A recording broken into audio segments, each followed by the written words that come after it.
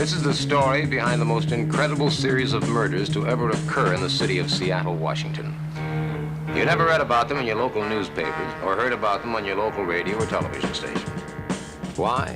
Because the facts were watered down, torn apart, and reassembled. In a word, falsified. Saturday, April 1st, approximately 2:35 a.m.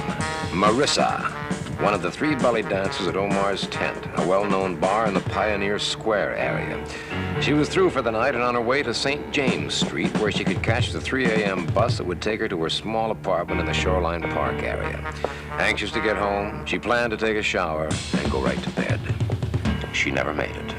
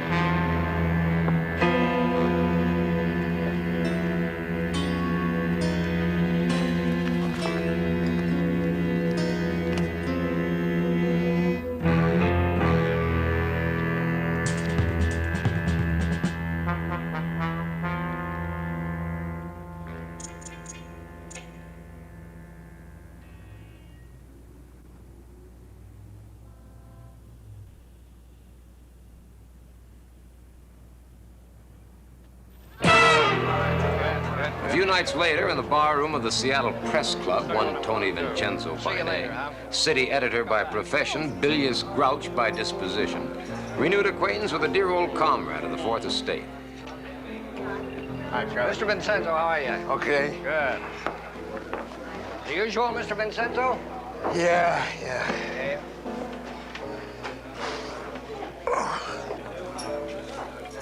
Where you been living, in a cave? There's a world outside, a world of facts. Stumble on and take a peek at them. Get your brains out of hibernation. Oh, no. Come on, you can't expect me to believe this. This doesn't make any sense at all. What's the difference if it makes sense or not? If it's true, you're supposed to be a newsman, aren't you? Not a critic. Well, I am. Take a look at this, then. Just take this one. Take a look around that corner. See if there isn't someone there that looks like he just came from a road company performance on the front page. And don't lecture me about the responsibility of the press, you cabbage head. I knew more about the press the day I was born than you do now. Oh, yeah. Oh, yeah. Oh, yeah. I mean, can you read English, or do I have to tell you what it says? See, right there. V-A-M-P-I-R-E, vampire. That's what it says right there. Can you read the official coroner's report? Look at that, blood drained from a victim's...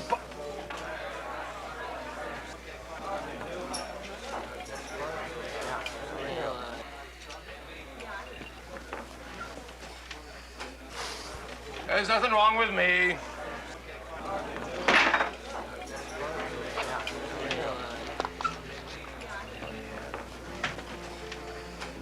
Vincenzo! Hello, Carl. What are you doing here in Seattle? What did I do in Las Vegas? Well, you fired me. That's what you did in Las Vegas. No.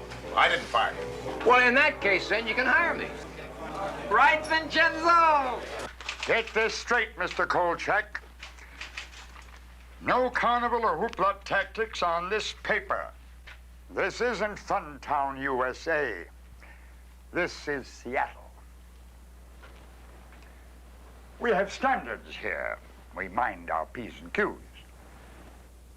We hew precisely to the mark. Yes, sir, Mr. Crossbinder. You can count on me minding your P's and Q's. Yes, sir. So that's what happened to Cotton Mather, huh? Don't underestimate him. Maybe old, but his fangs are potent. So, what's my first assignment?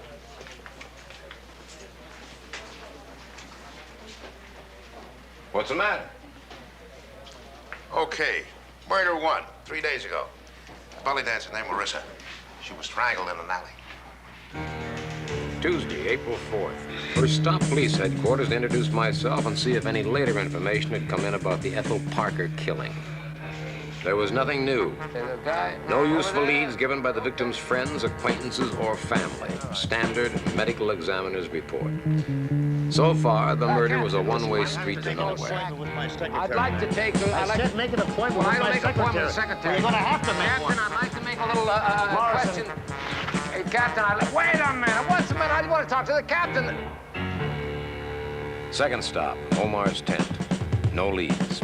Ethel Parker never mixed with customers, had no known enemies, kept her problems to herself. Unmarried, all her relatives in Massachusetts, she'd left the mainstream of life without making a ripple. Third stop, the apartment of Charisma Beauty. Given name, Gladys Weems, one of the two other belly dancers at Omar's tent. Charisma Beauty? Who are you? Who's there, Wilma? Miss Beauty? Yes, I am. Excuse me? I beg your pardon? My name is Kolchak, and I'm with the Daily Chronicle. I'd like to ask you a few questions, if you don't mind. Would you like a chocolate? No, thank you very much. What I'd like to ask you is, She was something less than helpful, and I soon departed. Made a bit uneasy by the looks directed at me by her husband, Wilma Krankheimer. Fourth stop, the floating premises of Louise Harper, last of the belly dancing trio at the supper club. Scheherazade? Louise Harper. Oh, hi. I'm sorry I can't talk to you now. I'm late for class. I Listen, if you want to tell me something, come back later. I must tell you, though, I really don't have any money for extras, so you'd just be wasting your time. Yeah, but Listen, I'd like to talk to you. I am so late for class. Professor Graham will kill Yeah, me. but- My grades are not too good as it is. How I'm ever going to graduate, I will never know. There simply is not enough time to do all the things that I've got to do. May I introduce myself? My name is Kolchak of the Daily Chronicle. When could I ask you some questions about Ethel Parker? You'll have to come by the club. That's just about the only time I have to talk to you. I am so late, I know he's going to flunk me. Thanks for the information. Whee! Don't mention it!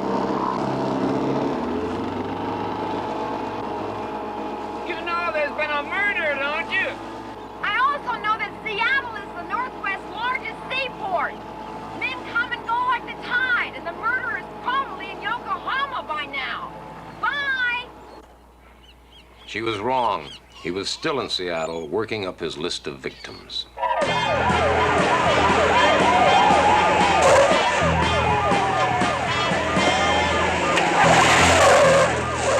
Cocktail waitress, Gail Manning.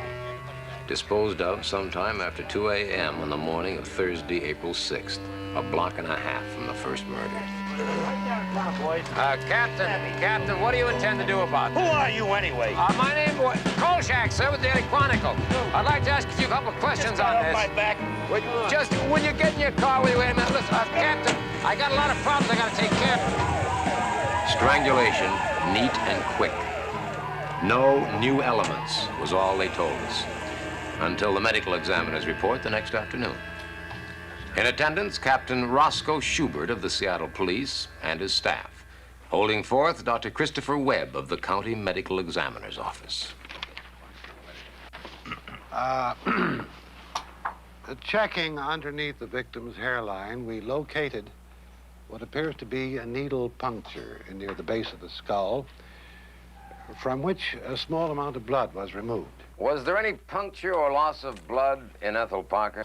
We haven't had a chance to check on the puncture yet, but there was apparently a slight decrease in normal blood content. How slight? Well, that's hard to say. Maybe 6 or 7 cc's. Why wasn't it reported? The amount of loss seemed insignificant at the time. But not now. You have a point. Just a minute, Doctor. Listen, who is this clown? Never seen him before. What? Kolchak, Daily Chronicle. Don't you remember, Captain? Oh, yeah. How could I forget? All right, now, Mr. Kolchak, may we continue? Certainly. Thank you very much. Go ahead, Doctor. As long as we get all the facts this time. Dissatisfied by what I had heard at the medical examiner's report, I paid a little visit to the morgue and found myself a chatty attendant with a taste for scotch. What he told me made chopped liver of the needle puncture and loss of blood, and explained why they hadn't let me look too closely at Gail Manning the night before.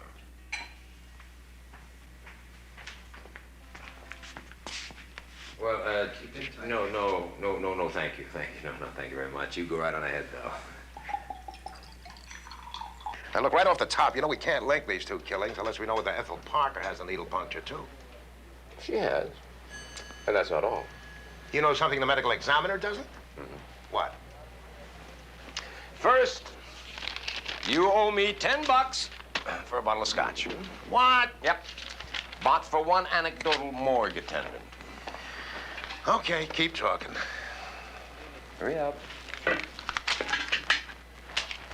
Uh-huh. Yeah, Ethel Parker not only had a needle puncture in the back of her skull and loss of blood, she also had a broken neck. Well, that's not so unusual in the case of a strangling. Gail Manning also had a broken neck. So what? Maybe I ought to give it to you as a morgue attendant told me. He said that the killer had to be an incredibly strong man. Not only were the necks broken, they were crushed. Oh, read on.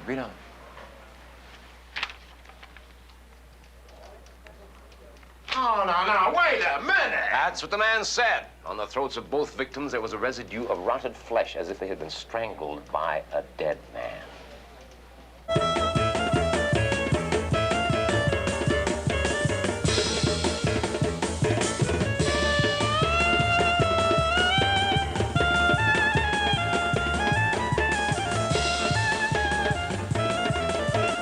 Friday, April 7th, 10:21 p.m. I wouldn't have believed it if I hadn't seen it with my own eyes, but Louise Harper's hips could move as fast as her mouth.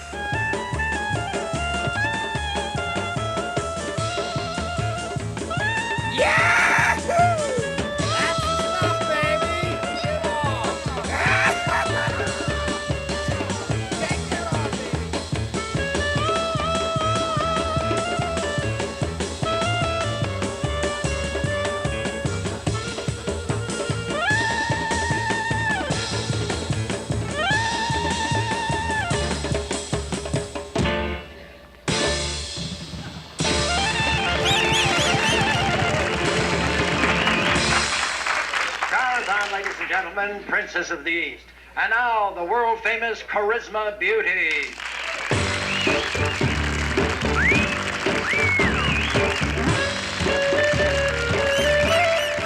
Knock 'em dead, Charisma. Why should I do that? I like them.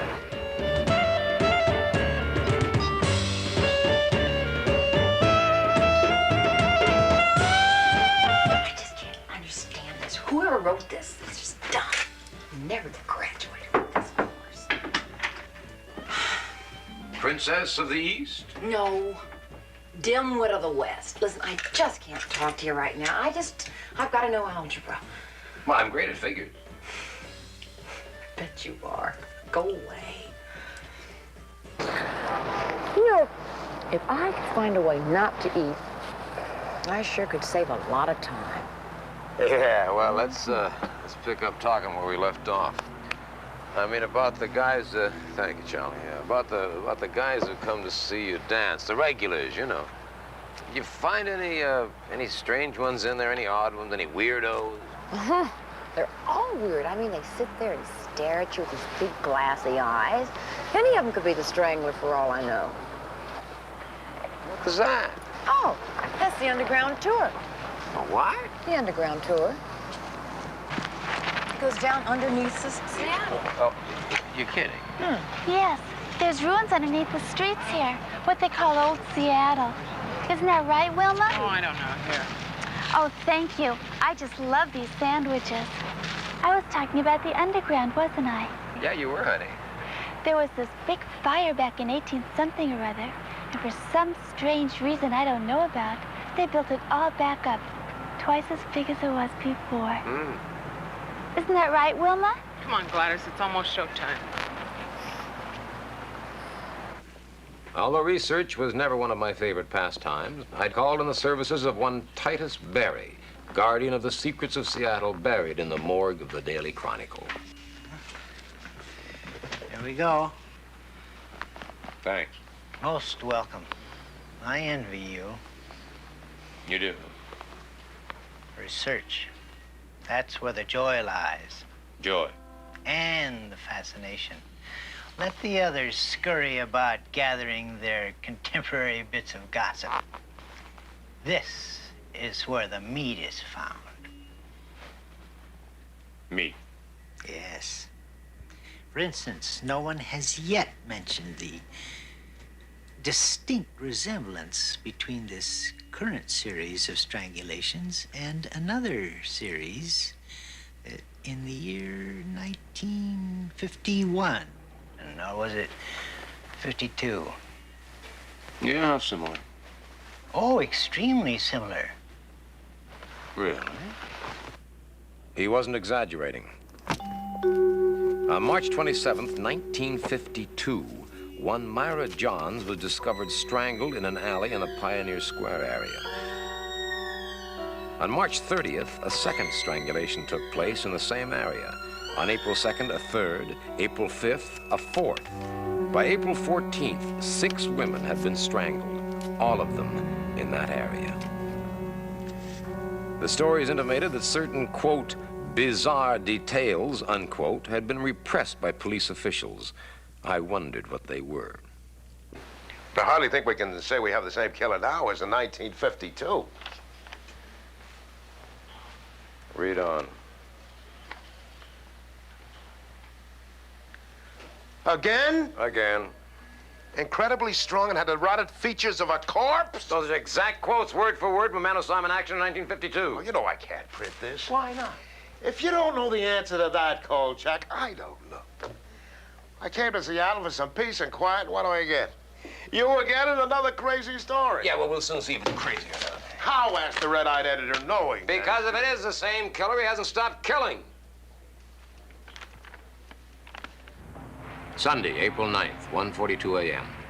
Joyce Gabriel, on her way home from a late date, didn't know it was a bad idea to be in the Pioneer Square area late at night.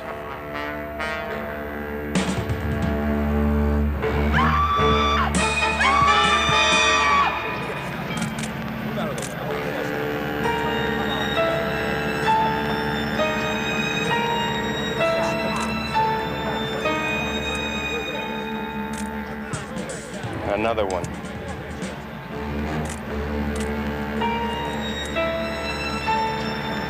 Just settle down, Miss Gabriel. I never saw anything like that in my life. I don't know why he didn't chase me after he killed her. I just, you know, I ran as fast as I could until I saw you. Now, listen, I'm telling you for the last time, I'm getting sick and tired of you butting into my business. Now, will you please let me ask the questions, Mr. Kolchak? Certainly, Captain. All right. Certainly. What did he look like? Are you deaf? Now, look, get rid of that tape recorder, too. Now, what did he look like? Oh, God, I hope I never see a face like that again. He looked like a dead man. Like a what? Like a dead man. Don't say it. Don't say it. I don't want to hear it. What about the broken necks and the rotted flesh and the throats of the 3 I victims? told you I didn't want to hear it. Besides, it's not official. Not official? Who cares whether it's official or not? Look, you know it and I know it. I'll buy the possibility that it's some guy, a killer that strangled the 6 women in 1952. But a man, Carl, not some kind of super dead man. That's the way he has been described more than once. I don't care if he's been described that way more than twice. Let me finish my lunch. Where are you going?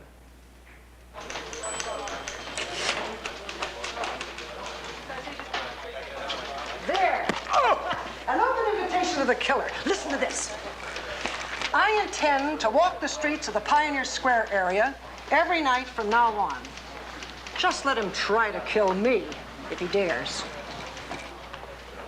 He may be sick, but he's not crazy.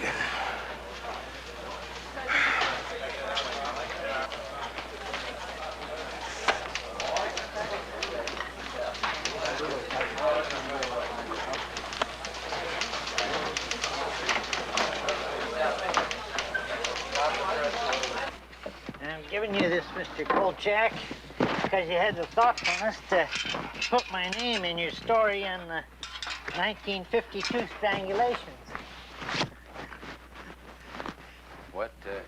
What is it? A burning curiosity impelled me to look further back into our files to see if there'd been any other strangulations of that nature. 1931? You gotta be kidding. Here it was again, March 29th through April 16th. 6 strangulations, certain bizarre information repressed by the authorities. Although a reporter named Jimmy Stacks, God bless him, nosed around until he uncovered the unofficial information that some of the victims were missing some blood, and that the killer was supposed to be some kind of Superman. Women. You notice that? Always women. Fascinating? Yeah, that's the word, Mr. B. Let's see, 1970, 1952, that's 21 years. 1952 to 1931, that's 21 years. That's right, I hadn't noticed that. That's very observant of you, Mr. Kolchak. Can you be thinking what I'm thinking? Let's have a look.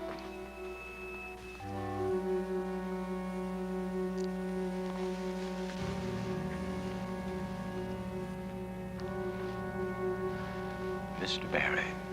Mr. Kolchak. Shall we try for 1889?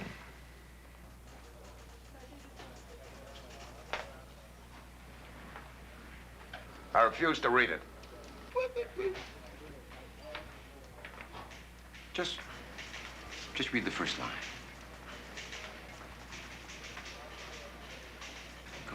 Come on. Just the first line. Come on, do yourself a treat. Come on. 5 identical sets of murders every 21 years since 1889? Identical? Identical. Oh, come on, Kolchak. Almost identical. There may be more than 5, too.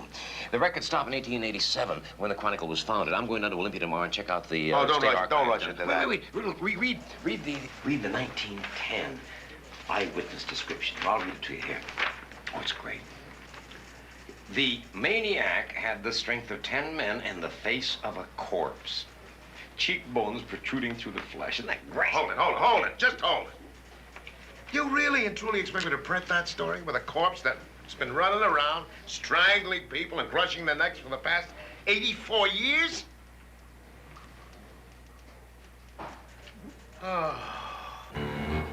Because the police refused to release the sketch their own artist had made, I talked Vincenzo into hiring an artist of our own. His jaw was heavier, I think. That's closer. But more bone was showing through. Like this? Yes. Is that what he looked like? That's what I saw. Monday, April 10th, 2:07 p.m. 4th of July came to Seattle early that year. All the fireworks exploding at the police headquarters. 90% of them directed at me and Vincenzo. You know what I call that? Irresponsible yellow journalism. Fast buck journalism. The kind of seamy journalism one might expect to find in some second-rate metropolis. The sordid brand of journalism, which is based not on the public wheel, no, but on the private cash register. Psychologists call it déjà vu, the distinct impression of having had the same experience before. That's what it was, all right, in spades. Item, we had no right to throw the public into a panic.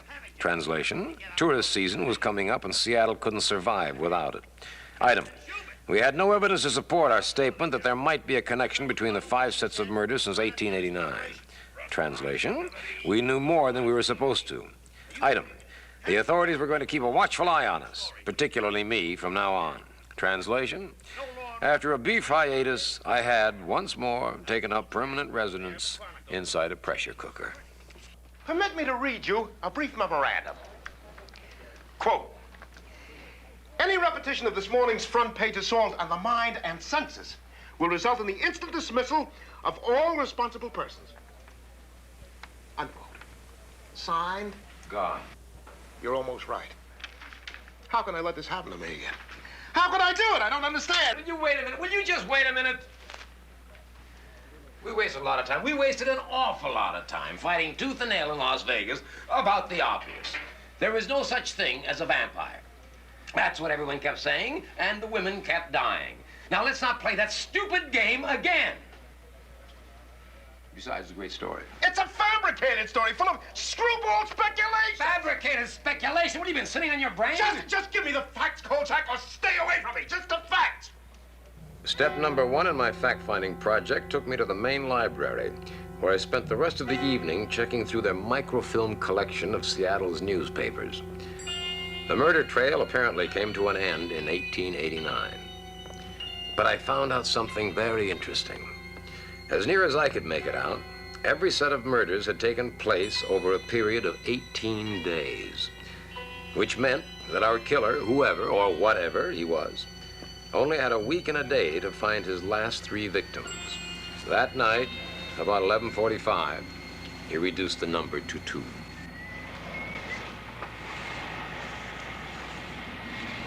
Hold it, mister. Identification, please. Yeah, identification, sure, right here.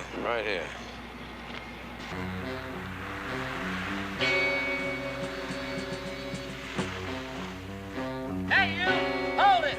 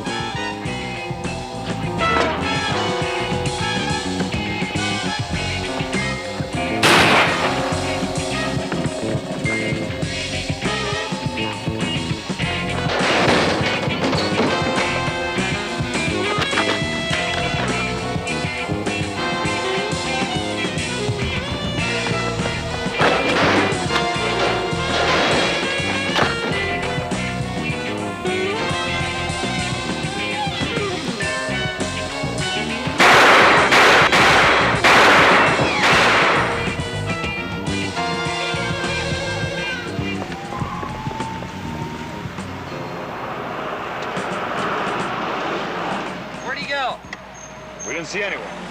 Better get the ambulance for those other guys. I'll take the camera. Hey, give me my camera there! What that? All right, all you people, I want this area thoroughly searched. Let's go, knock on it. Give me my camera! I want you out of this area promptly. That's... Beat it, Kolchak. That's I had private... you locked up for loitering. Private property. You Let's can't go. take that. That's against the... Give me that! Come on, give me my...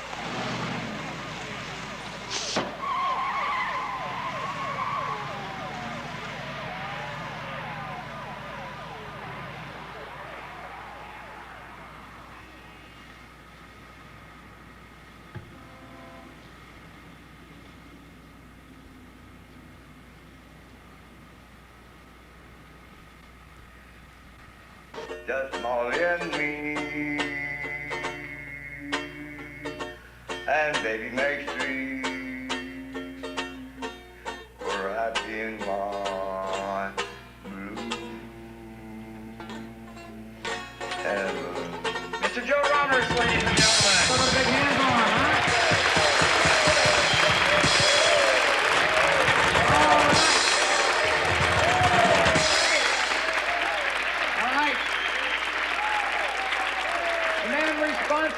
For the underground tour of Seattle's forgotten city beneath the modern streets of Seattle. That mouthful was devised by the man I'm about to introduce. Author, journalist, Mr. Bill Spidell. Thank you, young man.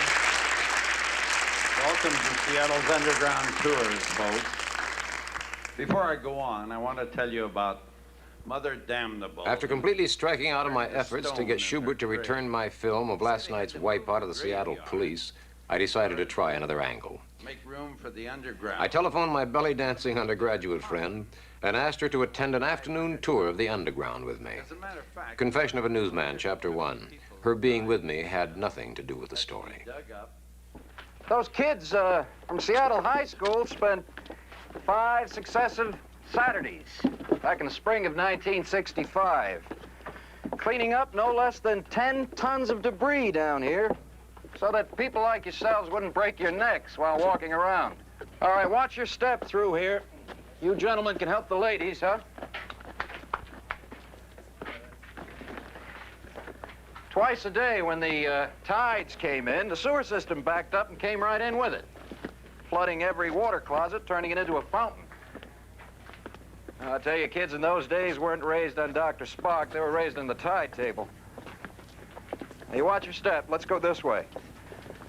It was like another world down there, a world of yesterday. Sidewalks and storefronts just as they'd been left after the fire in 1889. Windows built to admit the light, admitting only darkness now. Ground floors of office buildings now, the unused cellars of those buildings. The tomb of old Seattle just beneath the living streets of what Seattle is today.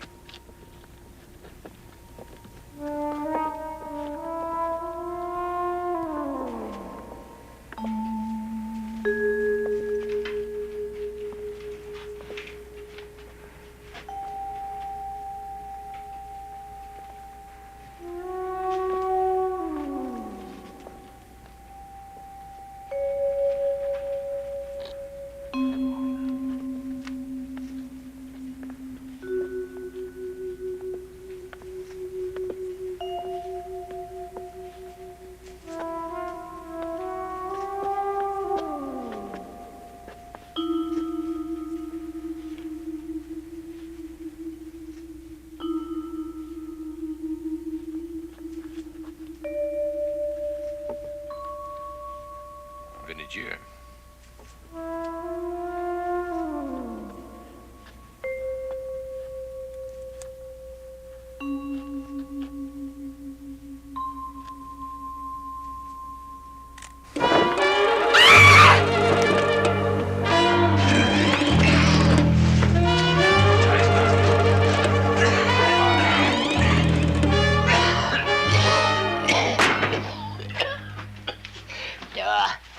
Too old for this.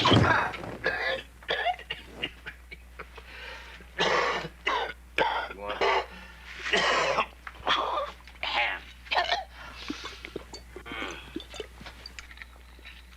Gotta see a doctor. Arthritis. Bad stomach. Why'd you have to come to this place? Back. Never would have had to put my shoes on if I hadn't heard you come. My corns are killing me. Got a Charlie horse. Varicose veins. I'm getting a migraine. Are you all right? Yeah, of course I'm all right. Listen, have you seen anybody else around here who wasn't with the tours? Yeah. Yeah, who? You too. Funny. Very funny. Well, if you do see someone or something around here, you get in touch with me at this number. And I'll give you $20. Here's a down payment.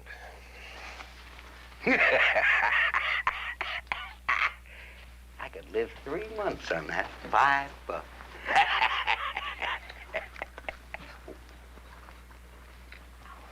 No, thank you. On me.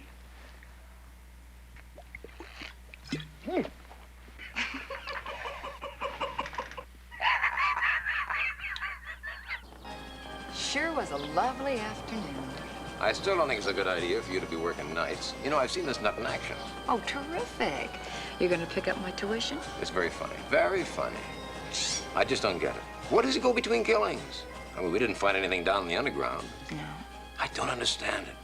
How can he run like a track star, have superhuman strength, and look like a stiff?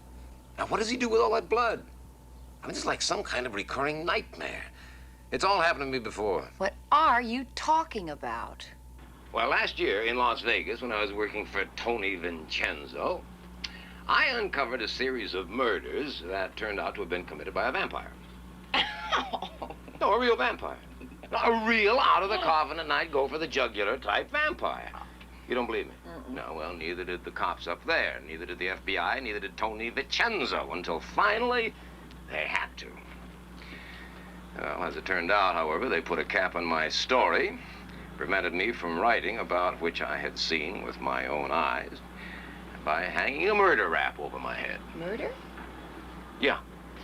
Yeah, I finally drove a wooden stake into the vampire's heart.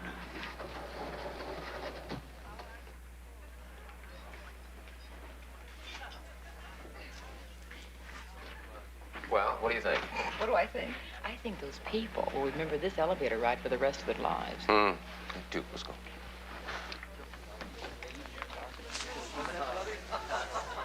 I don't know. I'm beginning to wonder whether maybe it isn't them. Maybe it's me. Listen, I think I know somebody you should see. There's this lady who's a teacher at the university. Well, she teaches anthropology. And she's a buff on just, every crazy subject there is in the world. Yeah? Ghosts, demons, vampires, and ghouls. You know, you just name it. You probably won't be too crazy about her, but she's got to be the one you talk to. Yeah? What's her name? Professor Crabwell. What? How can a man over 100 years old retain his vitality? Is it possible? If it were possible, I'd be sitting here an 80-year-old sex pot. However, staying young was not their purpose. Alchemy was conceived as an exalted notion, man at one with the universe. And will you please sit down? Yes, of course. These men led Spartan lives, living in the most humble of quarters, eating the most humble of foods. The Count St. Germain, for instance, existed on a diet which consisted solely of oatmeal, groats, white meat of chicken, and a little wine. It just seems to me that a diet like that would make a man old before his time. On the contrary, he remained young for a number of years, in addition to which he was said to have possessed almost superhuman strength. Tell me, what other ingredients are in this elixir of life? Milk or meat, celandine or honey, red wine vinegar, hair, sweat, blood. What kind of blood? What do you mean, what kind of blood? Human blood, of course. What are you smiling at? Hi there. Got a moment? What are you doing here? Just wanted to talk with you a minute. What about? The elixir of life. Go to journalism school, my father said. It's a good, sound, down-to-earth profession. Don't you want to hear this? What I like to do is raise tulips for a living, but there's not too much of a demand. Suppose an elixir of life could actually be produced. How do you think it would work?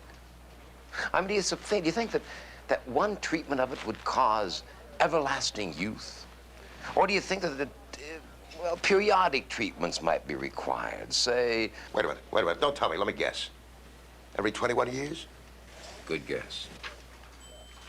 Now, suppose at the end of this 21-year period, the man who took the magic elixir began looking a little moldy, you know, kind of like what he really did look like, actually, a 100-year-old man. Suppose he had to make a new batch of the elixir and had to make it within a period of 18 days. Suppose that the one ingredient he didn't have was... blood. Very good. Suppose he had to go out late every night to get that blood. And suppose he got it from the bases of his victims' skulls with a hypodermic needle. And suppose he was so strong that when he strangled his victims, he crushed their necks. And suppose his fingertips were starting to decompose and left fragments of them on the women's throats. And suppose you flap your arms and fly right out that door. And suppose you check on the dictionary and you discover what the word fact means, Kolchak. Fact! Fact! As I rode home from work that night, I wondered where the killer was and if my theory about him was true. Partly true, or, as Vincenzo would have it, factless, hopeless, and useless. I wondered when and how he'd get his fifth victim, since the entire area was being guarded so closely now. I didn't have to wonder long.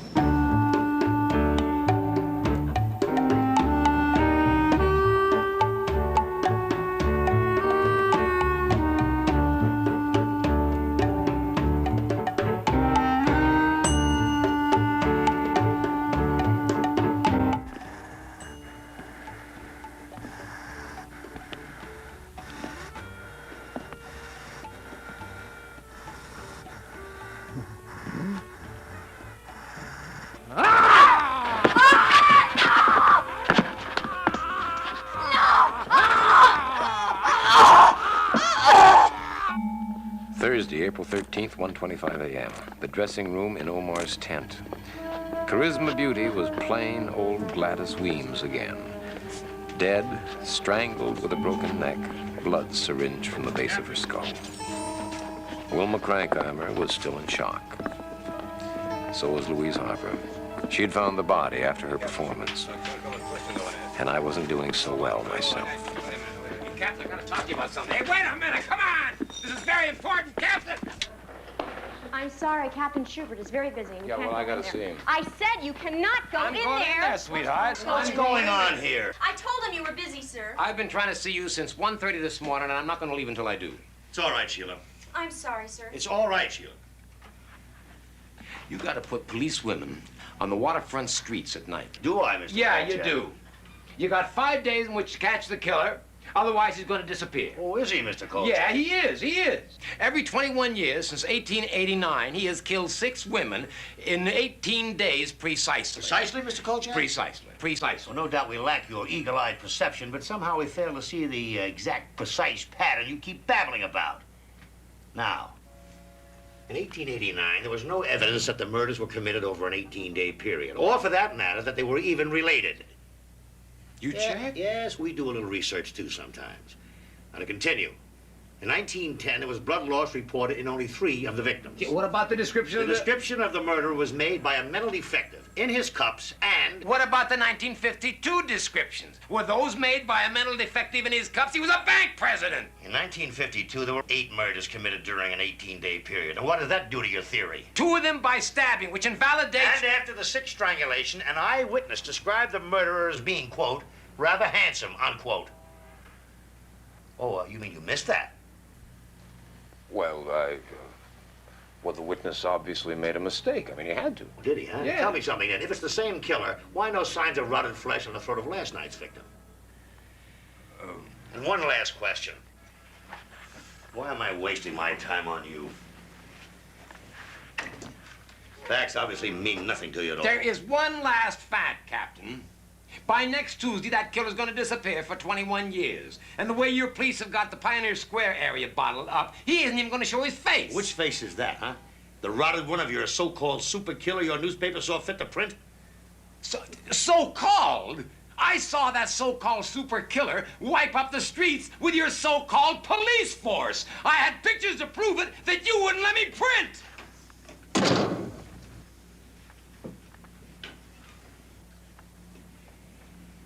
Tell me something, Kolchak. How long have you been in Seattle? What difference does that make? What does that got to do? How long have you been with the Chronicle? Oh, a little less than 2 weeks. A little less than 2 weeks, huh? Well. And in that brief time, you have ascertained exactly how we should conduct this case. Well, I've been a reporter for 22 years. And I've been a police officer for 30. Well, then why don't you retire? Listen, I don't like you, Mr. Kolchak. You might say I dislike you monumentally. Now, you have barged around this building as though it were your own private club.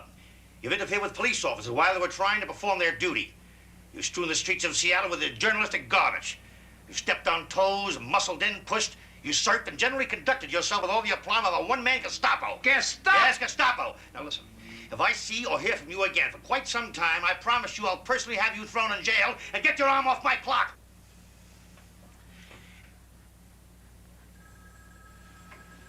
I'm telling you, you've only got 5 days left. And I'm telling you to get out and stay out.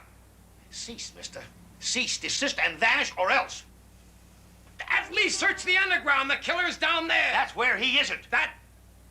The underground was searched. Nothing at all was found. Sheila! Yes, we did that without consulting you. I hope that's all right, Mr. Kolchak. Sheila, show Mr. Kolchak the door. Good day, sir.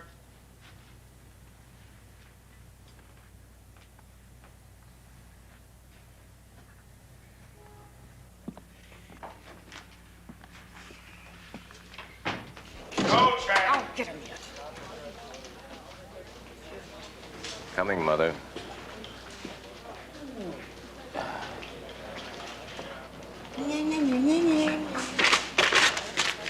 I warned you about bugging the police department, didn't I? Yeah, didn't I? So what? So Schubert's office just called Grossbeiner. Grossbeiner called me. And once again, thanks to you, I'm frying on a griddle. Why? Why? Are you for real? You barge into Schubert's office, you tell him how to run his case, you tell him he's suppressing the news, and you ask why? He is suppressing the news. He doesn't know how to run the case. The killer is down there, Tony. He is down there Well, why did in they the get him out of underground. there? Because he is hidden away someplace that nobody knows. And how the heck can they get at him then? By breaking open the walls. I don't know. Listen, Crossbinder's got some influence in town, hasn't he? What about it? You have got to talk him in to pressuring the police, forcing them to do what I want them to do. You know what you just said? Well, of course I know what I just said. I just said it, didn't I? No, you don't know. It's finally happened, Kolchak. You've gone schizoid. No. You'll be wearing robes in the crown next. No. I'll tell you what's finally happened, Tony. You have lost your guts. You have sold out. Sold out? Sold out. Why, you miserable, egocentric... You are off the story. I am what? You heard me. You are off the story. You know something, Tony? You're getting old. You're getting very old. Out. Out! Out! Get out! Just one small item, Mr. Kolchak. Mark Twain. Fifth paragraph down. Fifth paragraph down to 3. Oh, yeah. Mr. Twain noted with typical dryness of tone that he had a most intriguing conversation with a local physician who claimed that physical immortality... Oh, this is very good, Mr. Barry, very good. And physical mortality was not only possible, but probable, indeed practical. Mr. Twain remarked...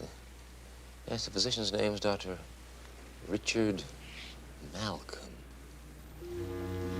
You wouldn't have anything on this Richard Malcolm, would you? Just one small item.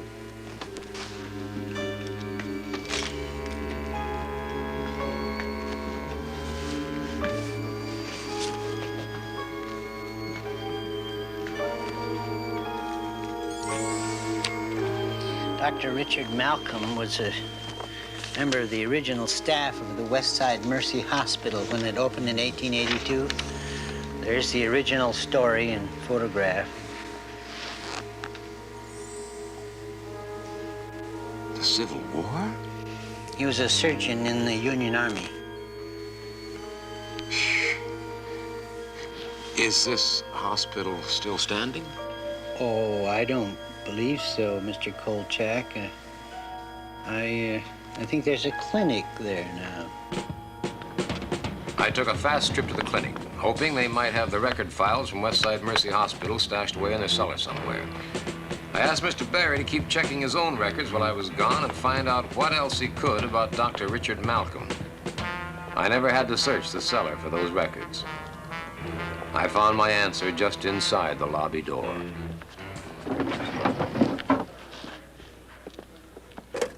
Sir, if you don't get down from there this instant, I'll call the police. Did you hear me, sir? All right, then. All right, then. Call the police. Tell them we have a vandal here. Tell them to get here right away. Now, you get down from there this instant, sir. Malcolm Richards, M.D., the doctor's saint of the waterfront, founder of the Richards Free Clinic. Also known as Richard Malcolm, M.D., late of the Union Army. Our killer from time. This is dreadful, Mr. Kolchak. On the contrary, Mr. Barry. There he is, officer. Tony. It is to be regretted, Mr. Kolchak, that leg irons and mouth blocks were outlawed some years back. Now, will you wait a minute, please? Will you take these things off? I warned you, Kolchak. Congratulations, Kolchak. You have plumbed a new depth. The desecration of a saint. For heaven's sake, I did not invent the resemblance between Dr. Malcolm Richards and Dr. Richard Malcolm. I did not invent the fact that that West Side Mercy Hospital, which Dr. Richard Malcolm was a staff member, is on the same spot as the Malcolm Richards Clinic. Why not an expose on Dr. Schweitzer, Mr. Kolchak? Or the lowdown on Mahatma Gandhi? As for this eternal youth garbage, I hate it. Yeah, well, I can see why. What did you say? Now, hold on. We're not here for any personal vituperation. You know that word? What? Vituperation. That's what I said. I pronounce it right. Now listen, Kolchak, you've been arrested. You're about 1/100th of an inch of being thrown in jail. Well, there he is. Now who's this? Mr. Barry, come in, come in, come in. Yes, I've been waiting for you. Come on. Yes, yes. Do you, did you get it? Yes, I thought perhaps... Well, you thought right, Mr. Barry. Who is this man? Don't you know him? He works for you. Down in research, sir, for 35 years. Good God. Yeah, and research, of course, being the meat of it. Yes, here we are. Mr. Richard Malcolm lived in New York City until 1868 when he moved to Seattle. Very good, Mr. Barry, very good. Several months before he left New York City, that is, 6 women were strangled over a period of 18 days, precisely. Their larynxes were crushed and their necks were broken. 2 of them had small wounds on the base of their skull. 1868, I might add, is exactly 21 years before the first group of Seattle killings, Mr. Vincenzo. Item, following the fire of 1889, in which the wife, stepson, and daughter died of smoke inhalation, Dr. Richard Malcolm disappeared. 1889, as we know, just happens to be the year in which the first group of 6 killings occurred, Mr. Vincenzo. Yes, in 1910, Dr. Malcolm Richards appeared in the by now defunct West Side Mercy Hospital, of which, as noted, Dr. Richard Malcolm was formerly a member of the staff, and built his clinic over the original site. 1910, by coincidence, just happens to be the year in which the second group of 6 killings occurred, Mr. Vincenzo. Kolchak? Again, more broken necks and more missing blood. Now listen, Kolchak. Wait a minute. Wait a minute. In 1931, following reports that he had developed some kind of a, quote, strange degenerative skin disease, unquote, Dr. Malcolm Richards disappeared. Oh, 1931, just by coincidence, happens to be the year in which the third group of similar killings occurred, Mr. Vincenzo. Oh, photos. Do you have any photographs? Yeah. Did you get some? Smart. You'll excuse the clumsiness of the hands, but my wrists are slightly encumbered by your bracelets. Now, this photograph of Dr. Richard Malcolm and the slightly doctored photograph of Dr. Malcolm Richards are identical down to the white scar above the right eyebrow. Huh? Now, this photograph was taken during the Civil War when Dr. Richard Malcolm was a surgeon with the Union Army. The photograph of Dr. Malcolm Richards was taken in 1926. It showed a man in his 40s. Now, how can a man almost 90 look like a man in his 40s?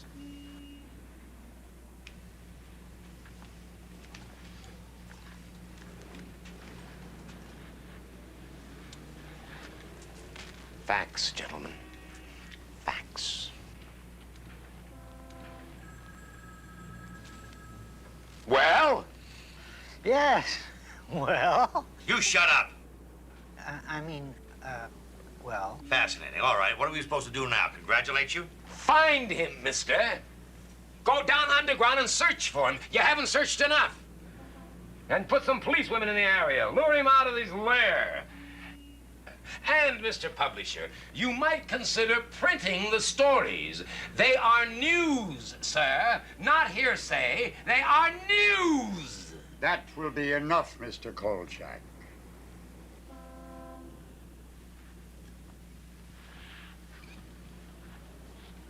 Perhaps, Mr. Kolchak, it would be a good idea if you stepped outside for a moment. Delighted, sir, delighted. If I could get my jewelry removed. All right. Judd, get him out of here. Take the handcuffs off him. Thank you. I just await your decision, gentlemen.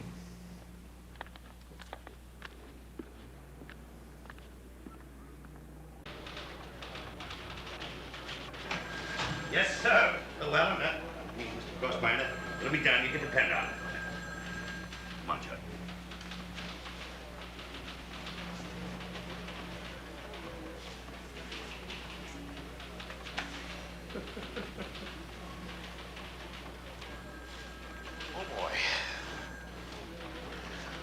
Okay, Carl. I don't know how I did it, but I got you off the hook. You did? You're a genius, Tony. You're a genius. Now, what about the story? There is no story. What? That's it, Carl. There is no story. From now on, they're going to handle the whole thing their own way. They're going to... I'll kill him! Kolchak! Didn't they hear me? Didn't they hear what I said? Don't they know what's going to happen? I mean, if they don't lure him out, if they don't get Malcolm out of there, he's going to get his 6 kills somewhere else, and he's going to disappear for 21 years. Didn't they hear me? Don't they know what's going to happen? They don't intend to panic an entire city just for your sake, Kolchak. Period. Now, your next assignment. You know, your next assignment, courtesy of Mr. Llewellyn Crossfinder. Your next assignment, bright and early tomorrow morning, you're covering the Daffodil Festival in Puyallup. And you're lucky to get that.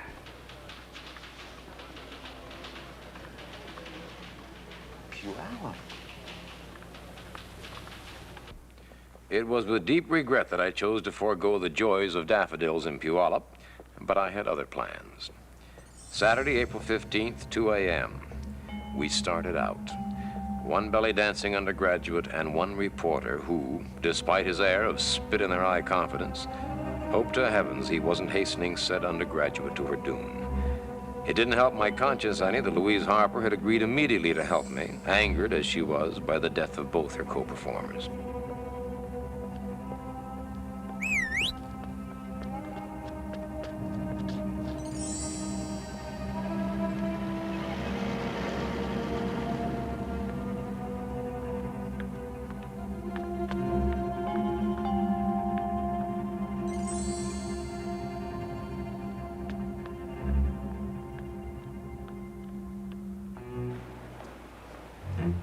Will you please stop looking around like you're suspicious of something? Just walk natural. Go on, I'll be right behind you. I'll be right behind you. Just act casual.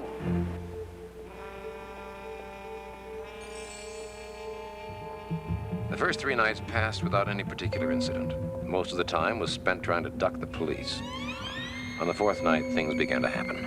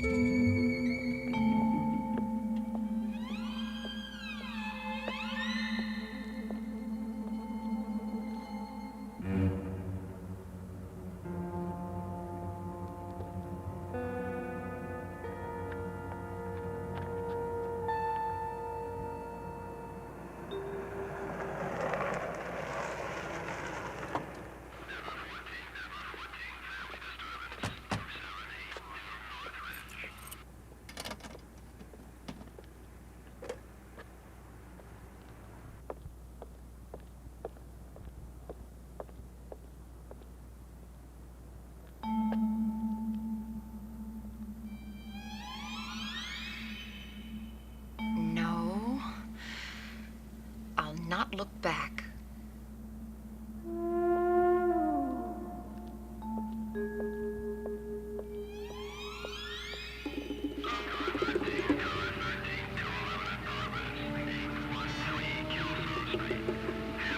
All right.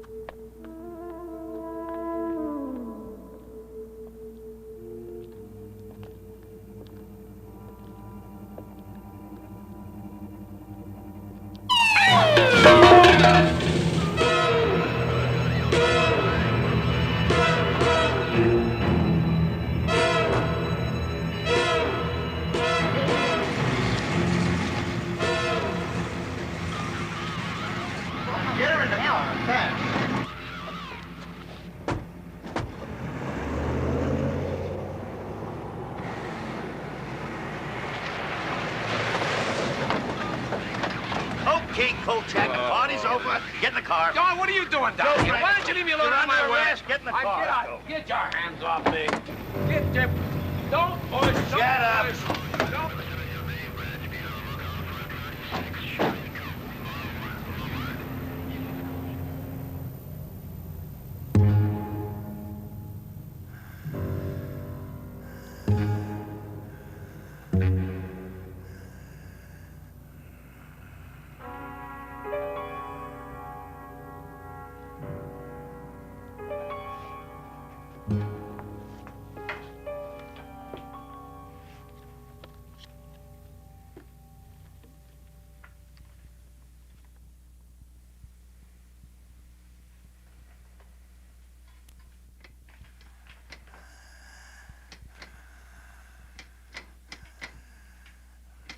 Who's there? We're closed. Please go away. We're closed for the evening.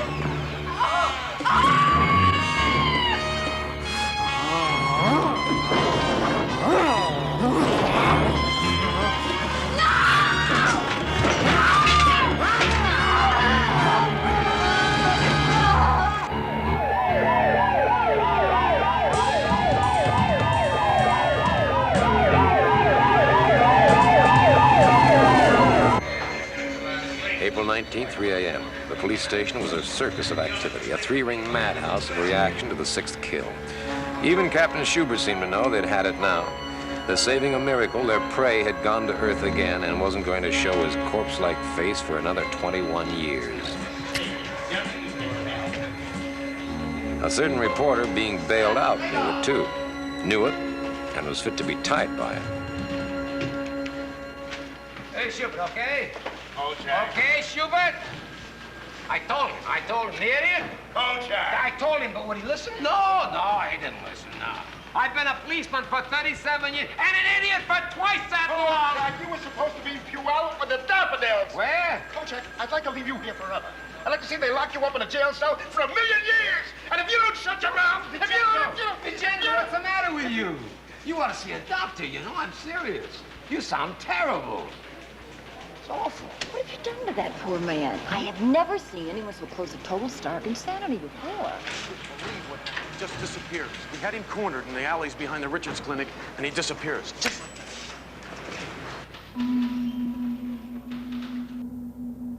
Vincenzo was so upset it took me an hour to get rid of him, and then only because I promised to go straight home to bed. Maybe no one else knew what was going on, but I was sure that I did. Our man had to have a way in and out of some secret part of the underground, and the basement of his old clinic had to be it. Near the shadows, Susie.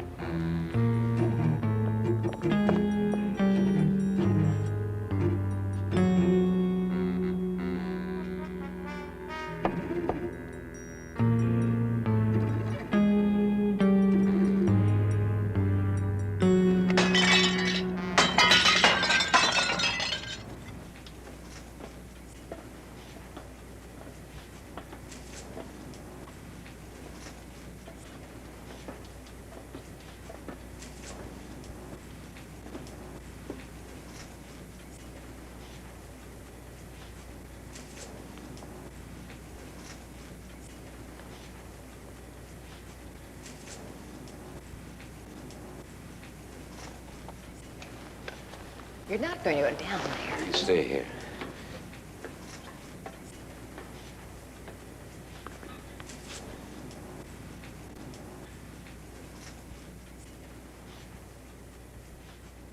What is it?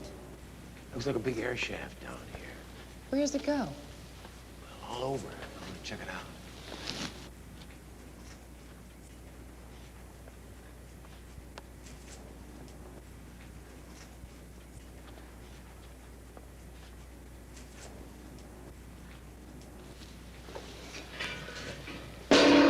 Carl, are you all right? Yeah, sure, of course. Listen, you stay here. I'll be right back.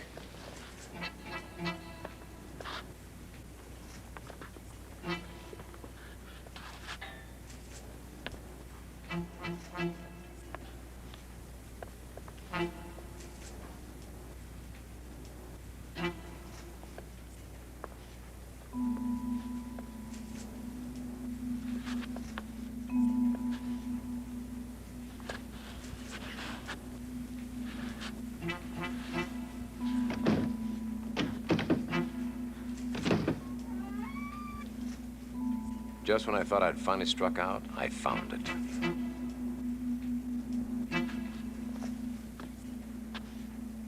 It's in there. Give me 30 minutes and call the police and tell them where I am. What are you going to do? I'm going to get my exclusive. What do you think? I think you're crazy. That's what I think. You just do what I tell you. I gotta get going.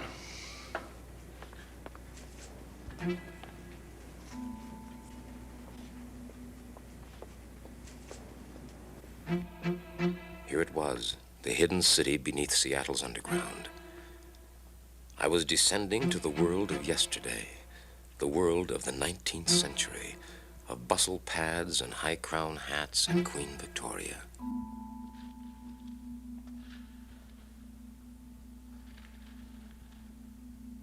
The private world of Dr. Richard Malcolm.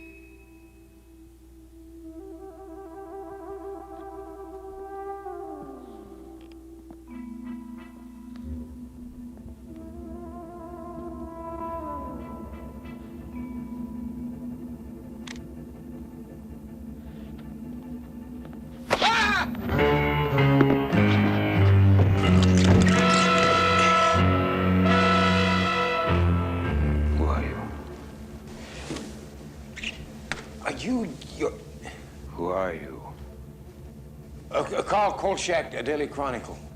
How did you get here? Through the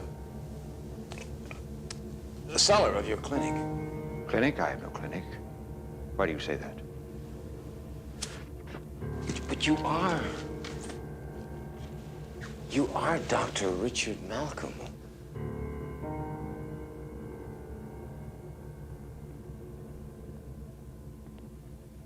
I've seen you somewhere before. Oh, well, you almost killed me the other day in the alley. What are you doing here? What am I doing here? Well, I thought I'd drop in and find out about you, you know, so I could tell my readers. Your what? My readers? His readers. Did you hear that? Nobody is ever going to hear from you again. Well, I think I'll go now. You profane my world, sir. I will not permit you to live here, to stay here, to exist here. I'm just a dumb reporter doing his job.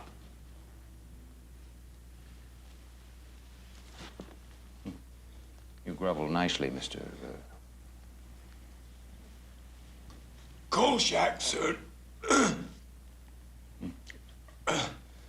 Daily Chronicle. Sir. So you want a story, do you? He wants a story, darling. What do you think? Oh, we'll see it this time. Yes, we have time. Why not? Why not? It seems only fitting that one other person in the world ought to know the facts. Before he dies. Yes, Mr. Kolchak.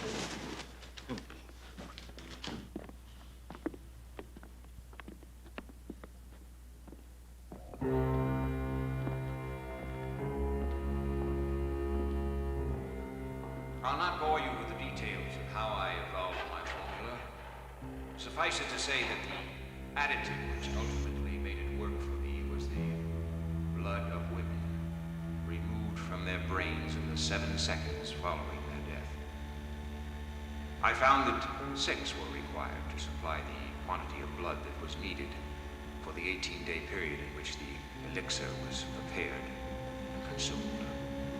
In 1868, I first took the elixir.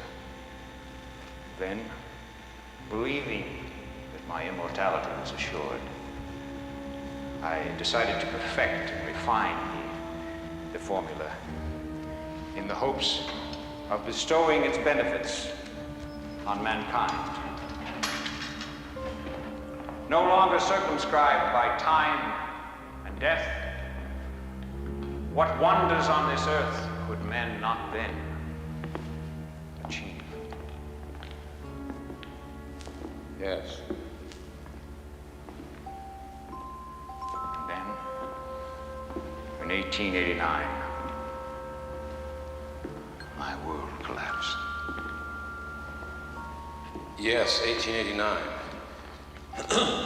Your family died and you began to age. Are you going to listen? Are you going to listen? Or are you going to interrupt? No. Listen. Yes. I discovered that the effects of the elixir were not permanent. I began to age. I had to kill again.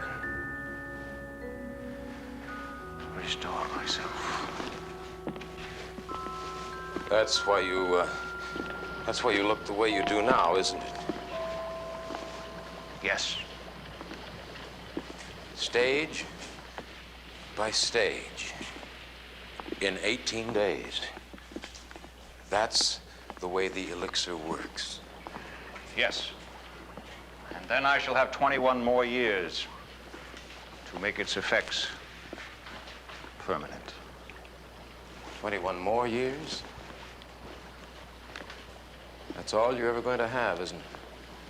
That's not true. I'll find the answer eventually. Eventually? How many more women are going to have to die? What's a few lives compared to immortality, Mr. Kolchak? This is the 6th and final dosage. I shall take it shortly, and the revitalization shall be complete. If I don't take this final dosage now, the process will reverse itself. But I will take it.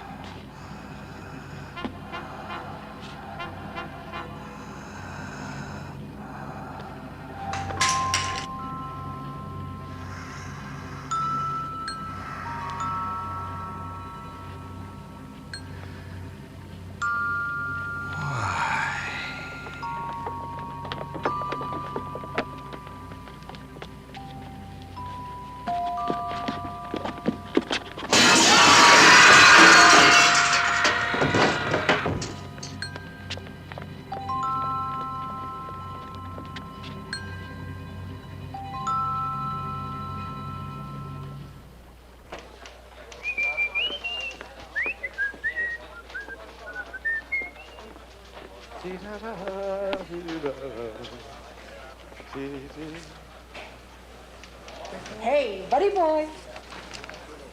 Yeah. Hey.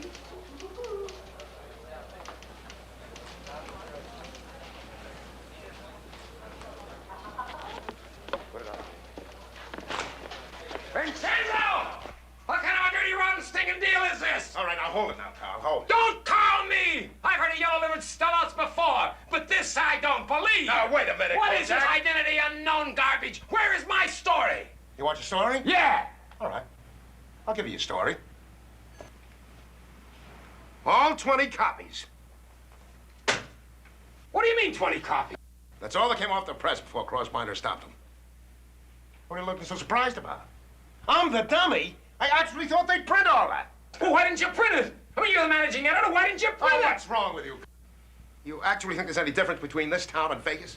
But they saw it, Tony. They all saw it. I mean, even Schubert saw it.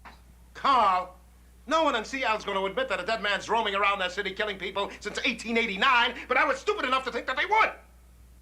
So this is it, huh? And I'm out of a job. Is that right, Vincenzo? And that I feel bad about, Carl. Yeah, why should you feel bad, Tony? I mean, you're still working. Oh, I don't deserve that, Carl. If you had any guts left, any at all, you'd go upstairs and... All right, Carl, I've had enough. So will I. Don't ever do me any more favors. Do you any favors? Why, you miserable ungrateful. Ungrateful? What do you want me to do? Thank you? No. Just get out of here. Get out. And next time you do me a favor, here, you see me again, just keep walking. With pleasure. And thanks, Vincenzo. Thanks for nothing.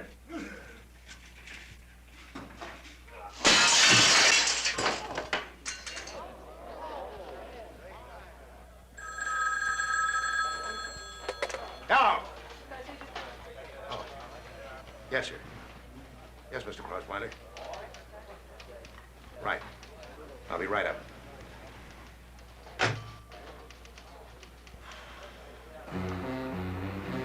So there it is, another tale of defeat snatched from the jaws of triumph. Another case of virtue unrewarded, of dishonesty being the best policy, injustice Will rampant. you shut up and put that stupid recorder away? Let me get late. Get that story published. God, don't tell me when I'm going to get published. Nobody's going to kill this story. It's already been killed, Kolchak. Bury it. Not this one, no, sir. I'd like to see somebody shut me up on this one. Can anybody shut you up? Mr. Vincenzo, you are a passenger in this car. This is my automobile. You remember what you said? I never want to see you again. I never want to talk to you again, remember? Yeah, I remember. That was before I was 5. Yeah, that's right. Well, don't worry about it, Tony. You're going to love it in New York. New York? New York. Yeah, that's where we're going. And you're lucky to be going with me. I suppose I should consider myself lucky, too. That's right. Oh, Kolchak, do you know that I have heard just about all I want to take from you or even hear ever again? You think you've got problems? Here I was, one semester shy of getting my degree in psychology, and what happens? You show up outside my houseboat one day, mouth, all mouth, Kolchak. Compared to you, I am tongue-tied. And before I know what's going on, there I am being yelled at by that captain of police. Yada, yada, yada. Peace! Can I have some peace, please? Some peace!